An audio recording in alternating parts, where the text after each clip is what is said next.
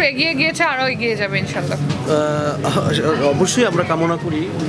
অসঙ্গতি কোনগুলো আছে আপনার কাছে?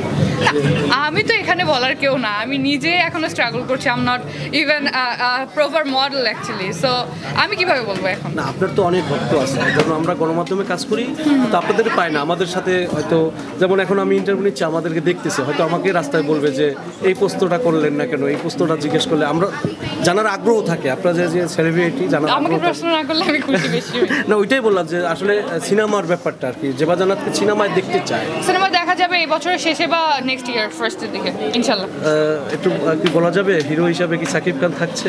হিরো হিসাবে আমি তো এখনো শিওর না যে আমি মুভি করছি কি করছি না, বাট আমি প্রিপেয়ার্ড হব এই বছরের শেষের দিকে, এটা বললাম আমি। সো কে নায়ক হবে বা কার সাথে কাজ করছি সেটা তো আমরা ধরে নিতে পারি যে চলচ্চিত্রে বা বড় পর্দায় আমরা জেবা জান্নাতকে দেখতে পাচ্ছি, দেখা যাবে ইনশাল্লাহ।